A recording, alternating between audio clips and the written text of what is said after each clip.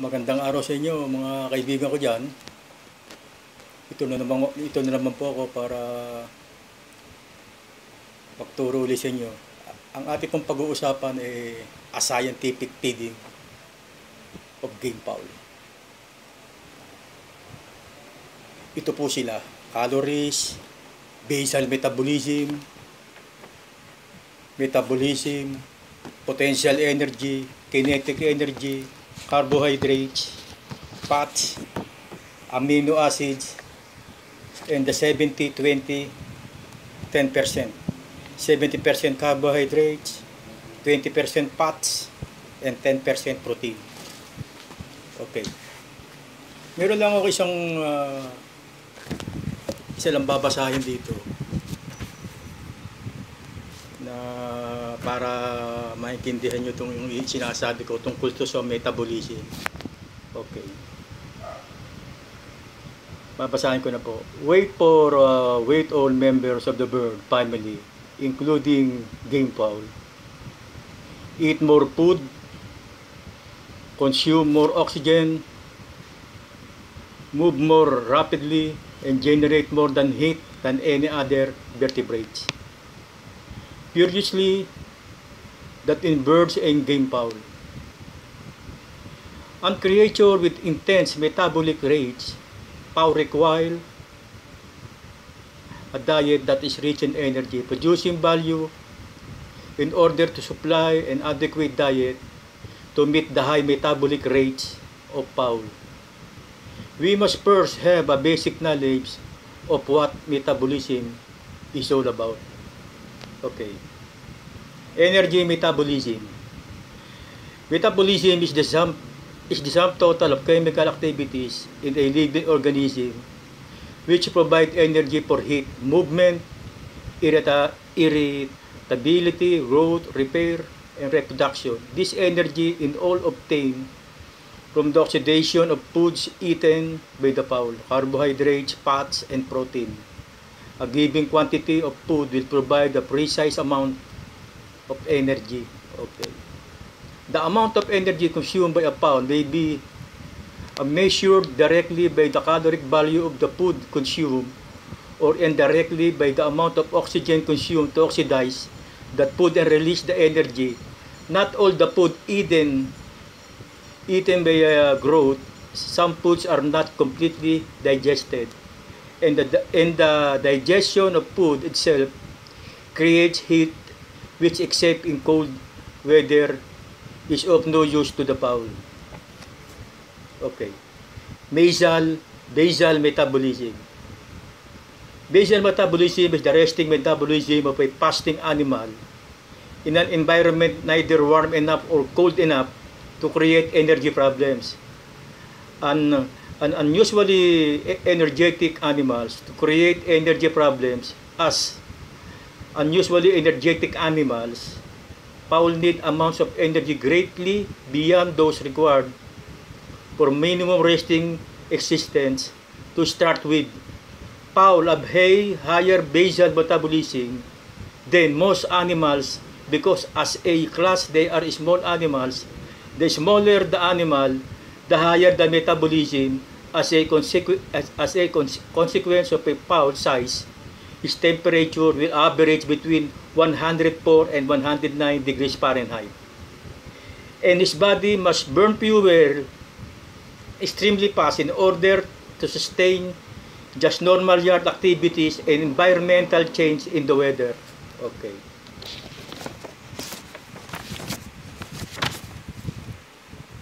Metabolism in general. The process of metabolism involves all the chemical changes that nutrients undergo from the time they are absorbed until they become a part of the body or are excreted from the body. Metabolism into conversion of the digested nutrients into building materials for living tissue or energy to meet the body needs. Metabolism occurs in two general phases that occur simultaneously: anabolism and catabolism. Anabolism involves all the chemical reaction that the nutrients undergo in the construction or building up of a body chemical in tissues, such as blood, enzymes, hormones, glycogen, and other catabolism involve the reaction in which various compounds of the tissue are broken down to supply energy. Energy for the cells derived from the metabolism of glucose, which combine with oxygen in a serial and chemical reaction to form carbon dioxide, water, and cellular energy.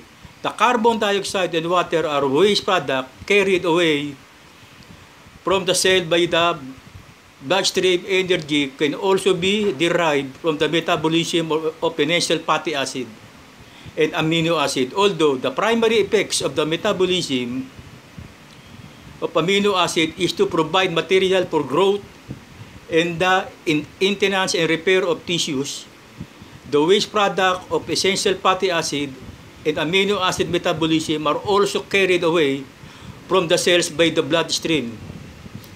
The process of metabolism requires that extensive system of enzymes be maintained to facilitate the thousands of different chemical reactions and regulate the rate of which this reaction proceed. These enzymes often require the presence of the specific vitamins and minerals to perform their function. Okay, potential and kinetic energy. All energy is either potential or kinetic. Kinetic or potential energy is like a gun. It has to be loaded in order to become potential energy. When the trigger is pulled, it is converted from potential energy to kinetic energy of movement. How much kinetic energy is produced depends on the amount of potential energy available, or potential energy is obtained from the foods we feed our fowl. After oxygenation and metabolism take place within the fowl body, and the nutrients are stored throughout the cells in the body. How well these cells produce energy depends on how well they have been supplied by the correct amount and kind of have been supplied around the kind of nutrients. How much kinetic energy movement that is produced in therefore in direct relation to the health of the body cells and help their ability to function properly over a long period of time in releasing the potential energy that has been stored. Ito po, isa po. A primer of the 6 nutrients, functions of protein. Protein actually is amino acid, okay? Are required by the body of buildings and maintaining body tissues, and are part of DNA which control the genetic code, and thus all hereditary characteristic is body cells. In game fowl, protein accounts for the top fibrous nature of features, close spars and ligaments, and for the structure of all muscles. They are parts of the hemoglobin which transport oxygen in the blood, and insulin which regulate blood sugar, and for the enzymes necessary for the digestion of food. The greatest amounts of protein are needed when the body is building more tissue rapidly, such as growing young chicks, disease, parasite, infestation, and for developing and repairing muscle tissue during the kit and in the production of feathers during the molting season. Okay. Protein are needed for building the thousands of enzymes which control the speed of chemical reaction within the body and making hormones such as insulin, adrenaline, testosterone, and estrogen. Proteins are found in both animal and plants. However, plants are lacking or do not contain all the essential amino acids. Consequently, they are termed incomplete protein. Proteins like carbohydrates and fats can be burned to supply energy, and when the diet does not supply enough calories for carbohydrates and fats, protein are used for energy even at the expense of building and repairing body tissues. Protein are made of amino acids, all containing nitrogen, which other foods lack. They are 21 amino acids, 8 of which must be supplied in the diet. Not only do protein found in animal source differ from those found in grains, but the protein in all parts of the body vary because of different combination of amino acids which form them. Every instant of life body protein are being broken down by enzymes in the cells, and if healthy is to maintain amino acids must be available for immediate replacement. High quality foods protein therefore are needed continuously from birth to death. When a fowl consumes more proteins than his body can use immediately, the liver withdraws amino acid from them into storage protein. As the cell use amino acid, the supply to replenish from the breakdown of stored protein. As long as the diet is adequate, the amount of amino acids in the blood is thereby kept relatively constant. If insufficient protein is supplied, the stored protein is quickly exhausted from that point on. The less important body tissues are destroyed to free amino acid needed to rebuild more vital structures such as process may go on months after month, and the fowl body continues to function in a fashion. Unseen abnormalities set in because blood protein, hormones, enzyme, and antibodies can no longer be formed in amount needed. Muscle lose normal weakness and fatigue set in. There are problems that are unnoticed to the untrained eye and may take many months and completely overcome. The value of any protein depends on the number and amount of essential amino acid is contained on the whole. Animal sources of protein contains more essential amino acid in greater abundance than the vegetable and grains proteins. Hence, they have superior value of the animal protein only. Egg white and gelatin alone lack essentially amino acid. The protein of peas, lentils, most variety of beans and grains with the germ removed lack the essential amino acid. They are therefore incomplete and cannot support life alone. There are many proteins on the borderline between complete and incomplete. If two or more incomplete proteins are eaten at the name meal, one may supply the amino acid lacking in another, and together they may make a valuable contribution toward obtaining a complete protein food. For example, most grains lack of amino acid like lysine and threonine, whereas certain beans and past supply this acid, but they lack of the amino acid methionine. Corn contains the amino acid methionine, so by combining the two, one is able to come up with a near combining grains alone during the keep. The complete amino acid contains may be lower than the which is found in meat, eggs, milks, and other amino sources. If half the amino acids grains combination are supplied in one meal and the other half are not supplied in the same time, the body cannot build protein from this.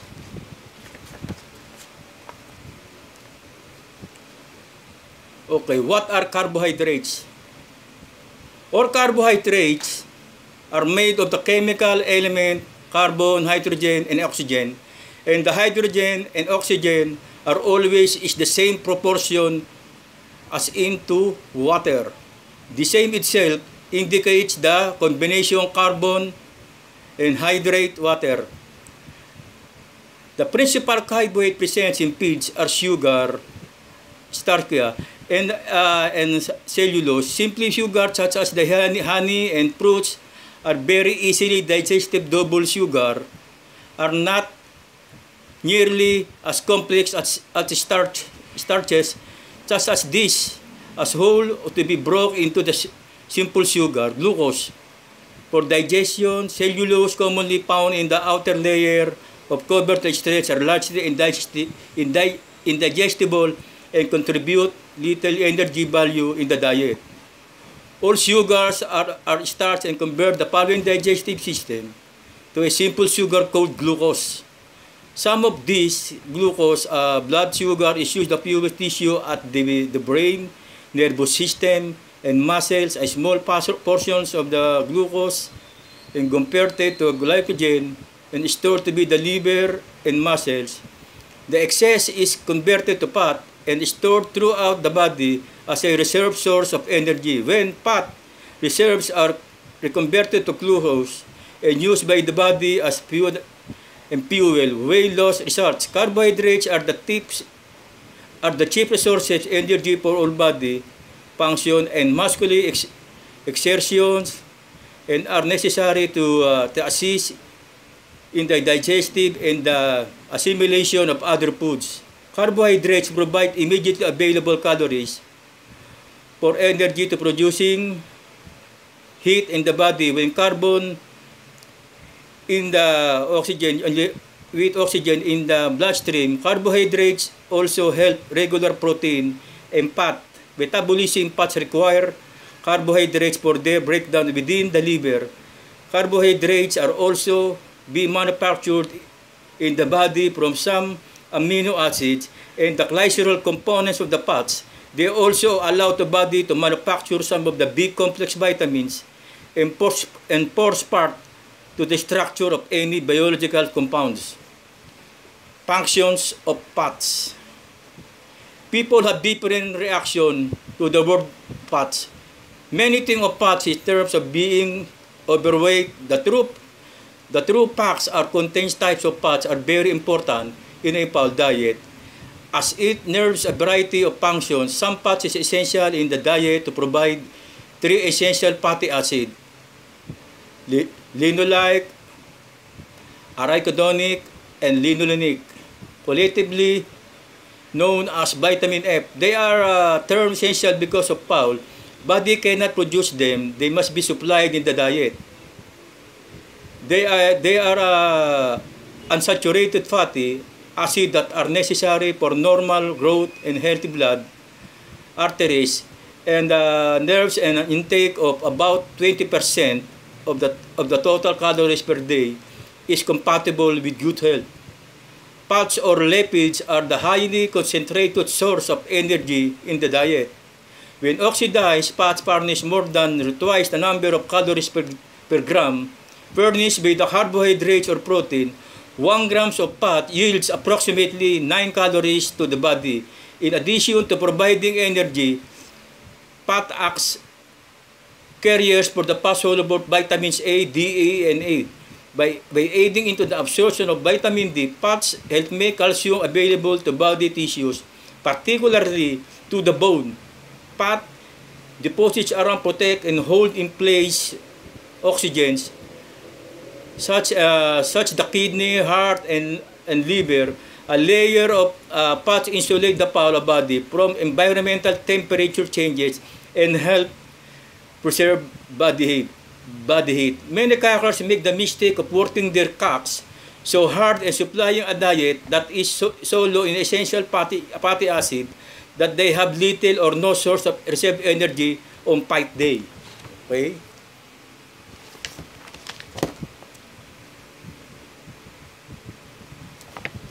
Vitamins.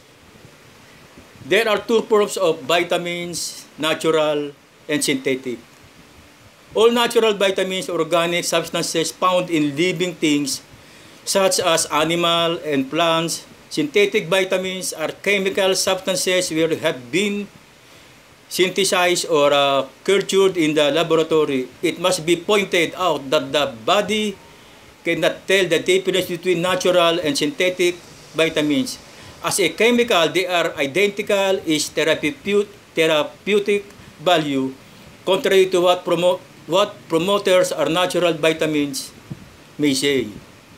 There are about 20 substances believed to be active as vitamins in nutrition. Each of these vitamins is present in varying quantity in specific feeds. It is absolutely necessary for proper growth and maintenance of health. Vitamins have no caloric value. They will not produce energy. Contrary to the popular belief, they will not produce energy, but are important to a body as constituents of enzymes, which function as catalysts in nearly all metabolic reaction, which a few exception of foul body cannot synthesize vitamins. They must be supplied in the diet. With like exemptions of the fat-soluble vitamins vitamin A, D, E, and K, and F, which can be stored by the fowl's body only. The precise amounts of water soluble vitamins needed by the fowl body at any one particular time and utilized by the body. Any excess is eliminated, thus they are not stored by the body and must be continually supplied in the diet. Vitamins are similar because they are made from the same elements: carbon, hydrogen, oxygen, and sometimes nitrogen. Vitamin B12 also contains cobalt and very seldom found in grains. Vitamins are different that their elements are arranged differently, and each vitamin's performance one or more specific function in the body. There are two basic forms of vitamins: water-soluble and fat-soluble. This means the water is in a fowl body can break down the water-soluble vitamins in fat in the diet. Is required to break down the fat-soluble vitamins. The water-soluble vitamins B1, B2, B6, B12, B15, biotin, choline, folic acid, inositol, niacin, pantothenic acid, PABA, and vitamin C, they must be continually supplied in the diet. Vitamins are important in a fowl diet because grains are lacking in or do not contain all of the vitamins, and most grains lose their vitamins content through milling and processing and in storage. Okay, minerals. However, the object of feeding comes up. The general topic of conversation is all about vitamins and very little mention concerning minerals.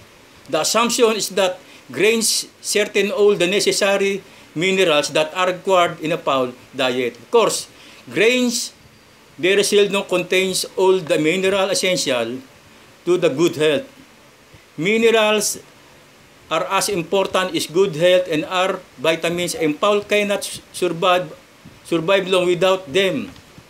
Approximately 17 minerals are essential to in-game nutrition, all of which must be supplied in the diet. Minerals are constituents of bones, soft tissue, muscle, blood, and nerve cell. All tissue and intestinal fluids contain varying quantities of minerals. Physical stress and illness cause a deficiency of strain of the body. Mineral contains. Minerals act as catalysts for many biological reactions within the body, including muscle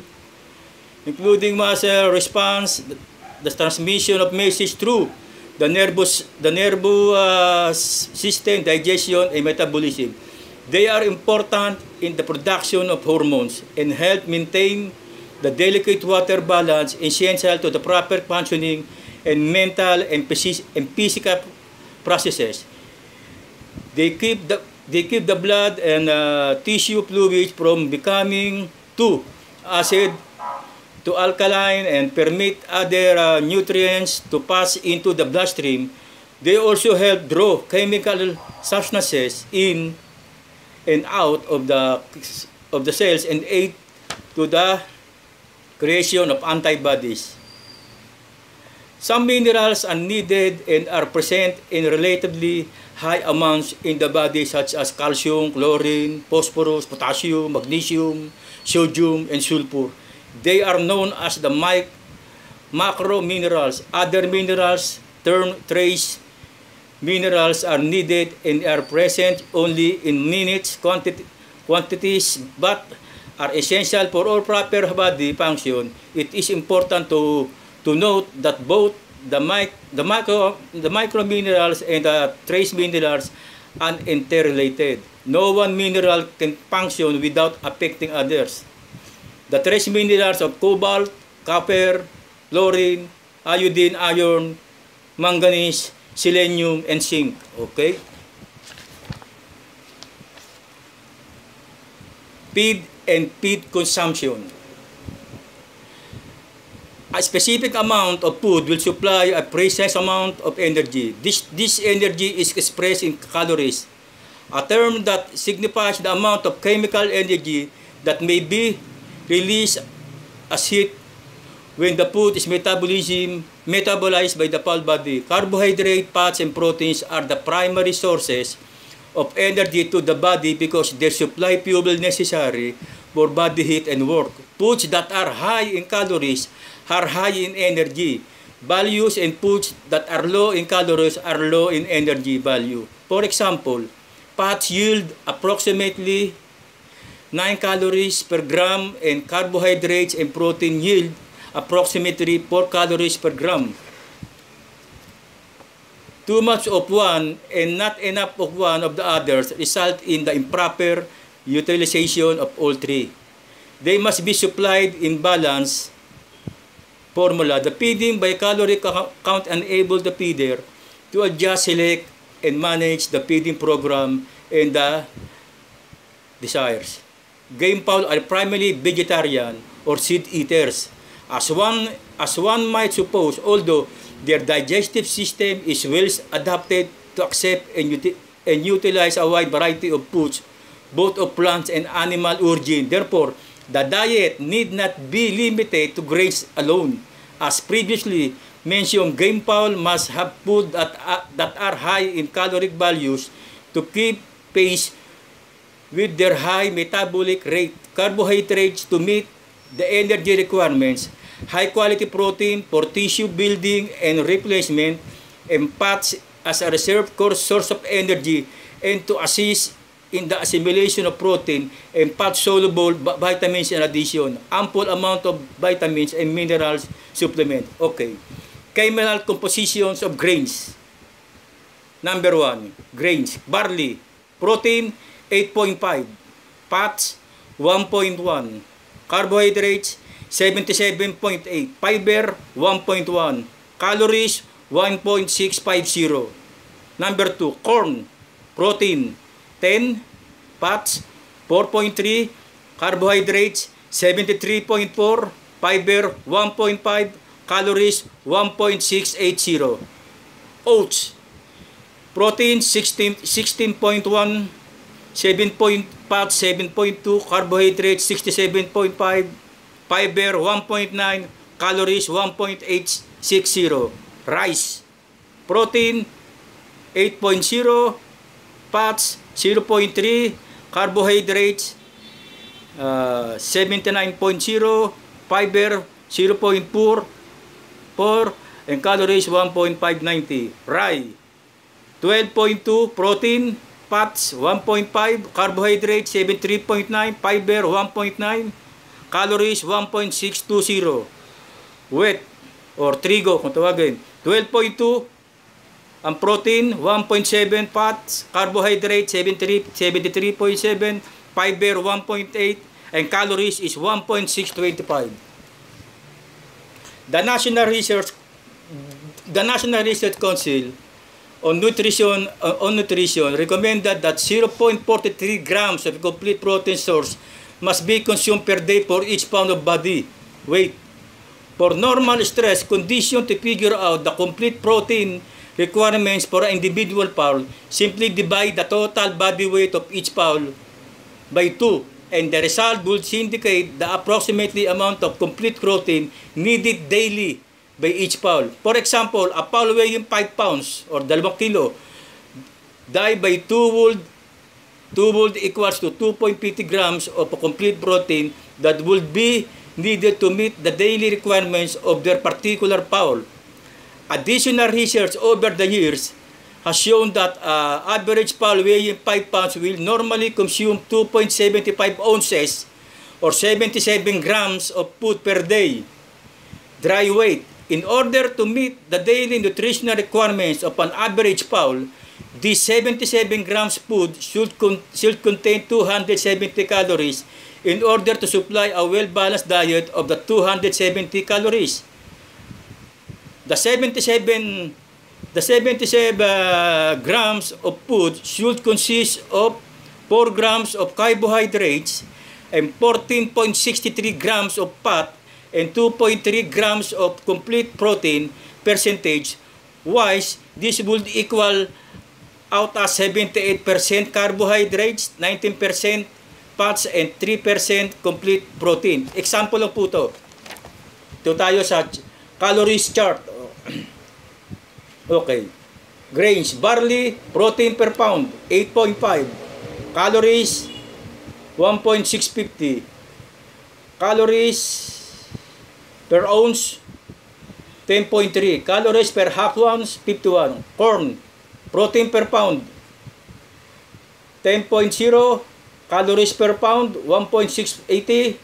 Calories per ounce, 105. Calories per half ounce, 52. Oats, protein per pound, 16.1. Calories per pound, 1.860. Calories per ounce, 160. Calories per half ounce, 58. Rice, protein per pound, 8.0%, and calories, 1.590. Calories per ounce, 90. Calories per half ounce, 45. Rye, protein per pound, 12.2. Calories per pound, 1.620. Calories per ounce, 101. Calories per half ounce, 50. Wheat, protein per pound, 12.2. Calories per pound, 1.625. Calories per ounce, 102. And calories per half ounce is 51. Okay. Continue. Any of the grains listed above will contain about the named amount of calories when reduced to 1 ounce and 1/2 one's field allowance. At the same time, the protein contained would also be drastically induced for each grains when reduced to 1 ounce, half ounce allowance, since the protein contains shows in the protein contains of 1 pound.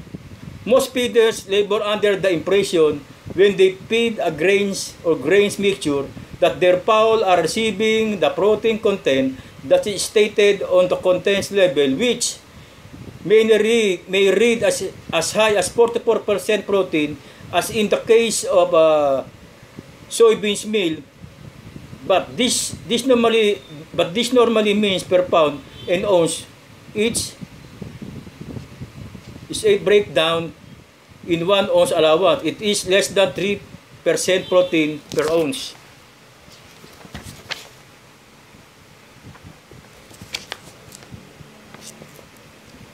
What are looking for when feeding our fowl is the least amount of feed with the highest metabolic energy value and the highest amount of amino acid contains in the protein contents of the feeds.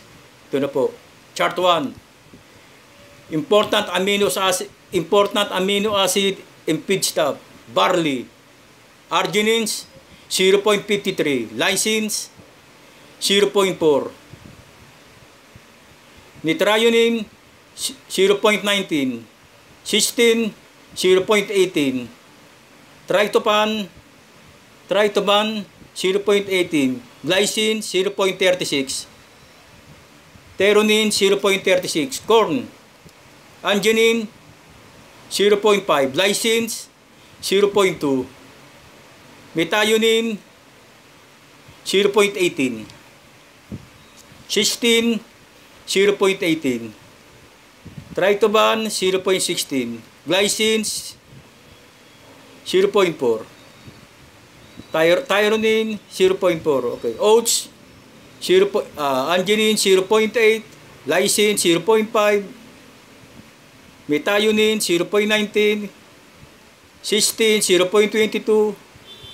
Tryptophan 0.16. Glycine 0.5. Threonine is 0.57. Rye. Arginine is 0.92. Lysine 0.55. Methionine 0.3. Cysteine 0.3. Tryptophan 0.15. Glycine 0.7.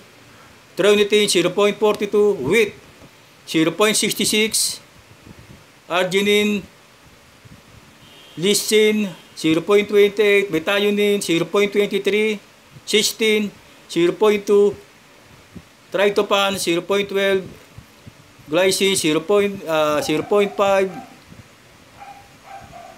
threonine is 0.21. Other feedstuff amino acid contents. Soybeans meal is 3.8 to 3.2. Sunflower meal 0.73, 0.8, 2.3, and 2.0. Sunflower arginine 3.2, 1.3, 0.5, 0.5, and scale milk 0.5, 2.3, 1.0, cysteine 0.42, tryptophan is 0.45, glycine 0.7, and threonine 1.7. Meat bone meal 3.5, arginine 2.5, lysine, methionine 0.65, cysteine 0.95, tryptophan 0.3, glycine 7.5, and threonine is 1.7. Metabolism, energy value, chart 3. Barley 2.75.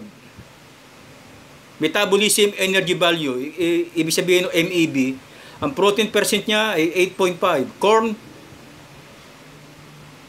MEB niya 3.37, protein percent 10.0. Oat, MEB 2.62, protein 16.1. Rye 2.86, 8.0 ang kanyang protein percent. Wheat, ang kanyang MEB ay 3.25, 44.0 ang kanyang protein percent. Sunflower 2.31, protein percent 37.0. Buttermilk 2.73, protein percent ay 33.0. Meat and bone meal.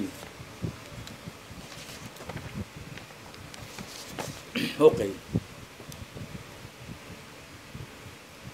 What are calories? Carbohydrates, fats, or protein are the primary source of energy to the body because they supply fuel necessary for body heat and work. Their fuel potential is expressed in calories, a term that signifies the amount of chemical energy that may be released in heat when the food is metabolized by the parts body. Therefore, foods that are high in energy value are high in calories, while foods that are low in energy value are low in calories. The basic nutritional reason in animal gains or loss which depends on the caloric value of the food eaten, not necessarily the quantity consumed. In other words, the only rational way to feed out a show of cock is by the protein value of the feed and the metabolizable energy value of all the foodstuff, including the protein ingested by the cock. What are the true facts regarding protein requirements in the game fowl? The National Research Council or Nutrition recommends that 0.43 grams of a complete protein be consumed per day for each pound of body weight for normal stress condition. To figure out the protein requirements for an individual fowl, simply divide the total body weight by 2 and the result would indicate the approximate amount of complete protein needed daily for each fowl. For example, a cock weighing 5 pounds divided by 2 will be 2.5 grams of a complete protein. Now, this may come as a surprise to the reader, but by checking the amino acid from which protein is made in the body contains of each grain in chart number 1, one can see that rice contains the highest percentage of amino acid of all the grains listed. Therefore, is the grains or choice for its protein potential. However, protein, although high high in metabolism, MEB corn is higher than rice. It is MEB energy, but is much less in amino acid content. Meat bone meals is the highest in protein and is complete source of protein. However, it is the lowest in MEB at 1.98.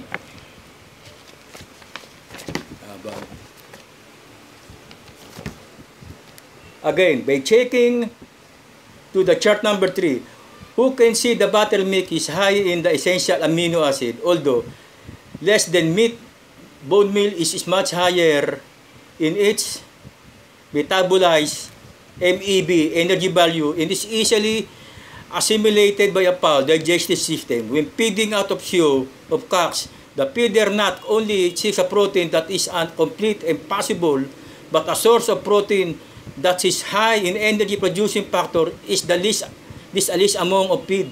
Therefore, buttermilk will be an ideal choice of a complete protein source that is high in energy producing factor, which are needed during episode of strenuous muscle activities during the keep.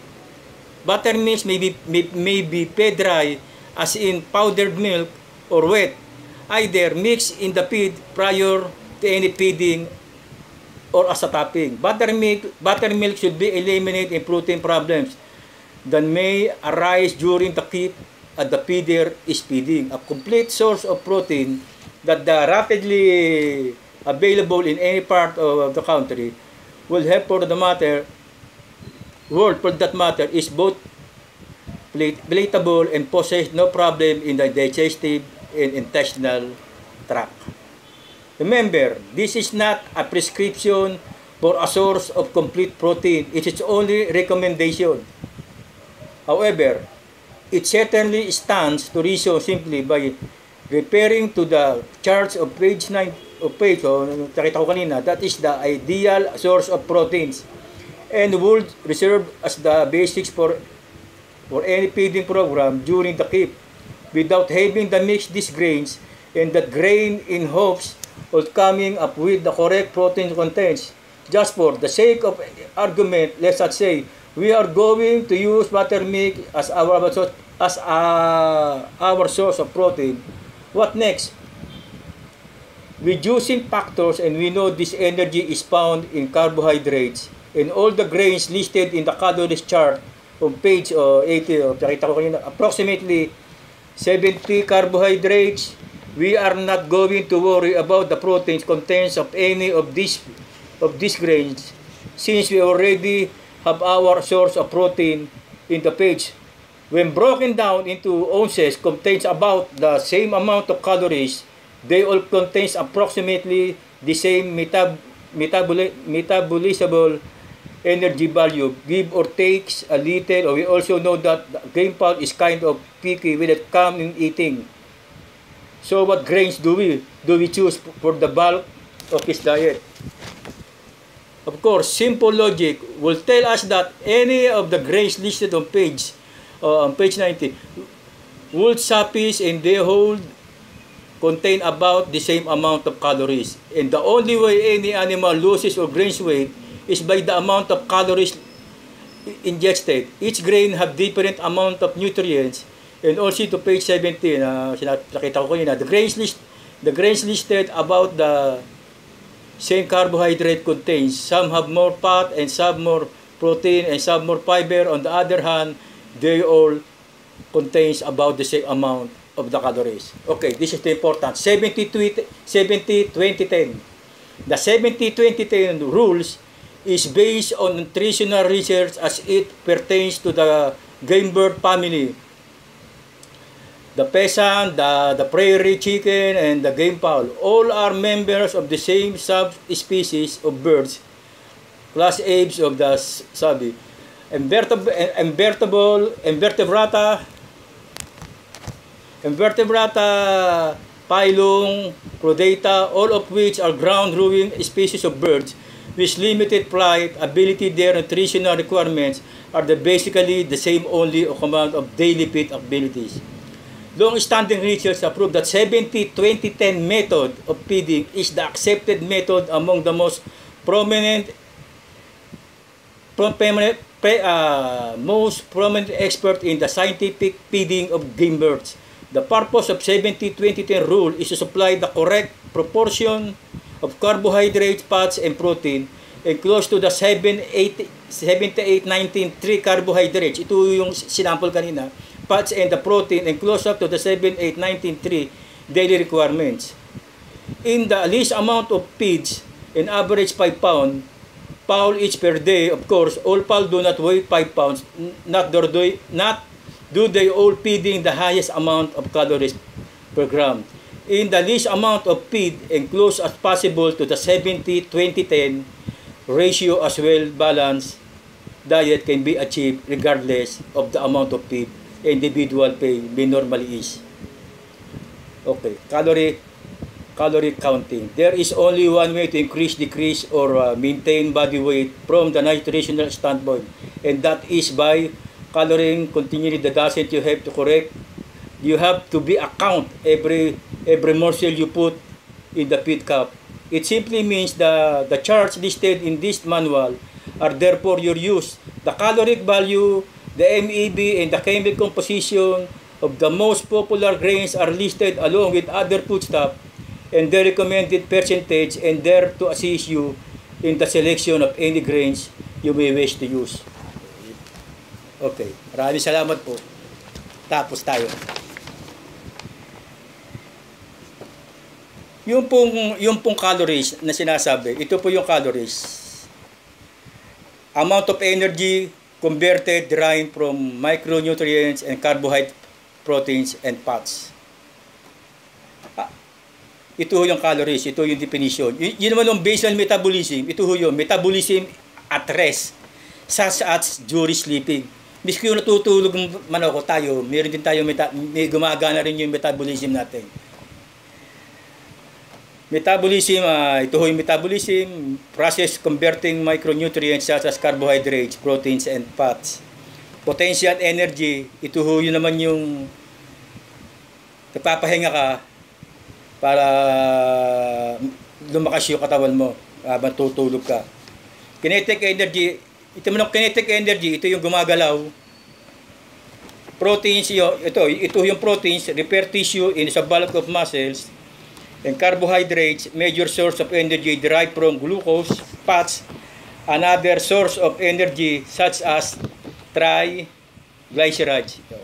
Amino acids, building blocks of protein, yan po ibig sabihin yan. At ito po yung 70-20-10. Ito yung 70 carbohydrates, 70% carbohydrates, 20% fats, and 10% protein. Maraming salamat po. Sana po marami po kayong natutunan ngayong araw na ito sa akin. Paki-review na lang. Kung mayroon kayong ibang katanungan, comment lang kayo. Ito ho ang pinaka the best na basic na pag-aaralan na isang matutong gumaling sa paghahanda ng manok. Ito yung mga patuka, yung mga persyento ng amino acids na nakukuha sa patuka na pinapaliwanag ko dito. Kaya lang ako nasalita dito dahil yung mga taga-ibang bansa nagre-request na English daw. Sa totoo lang, may naman talaga akong itagalog to mga ganito kasi dahil nga ako pang science to. Kaya nga ako nag-vlog ulit. Maraming salamat sa 3 kong vlog na nakaraan. Meron ako 600 views. Maraming salamat sa inyo. Hanggang dito na lang po. Maraming salamat po sa inyo. Magandang araw.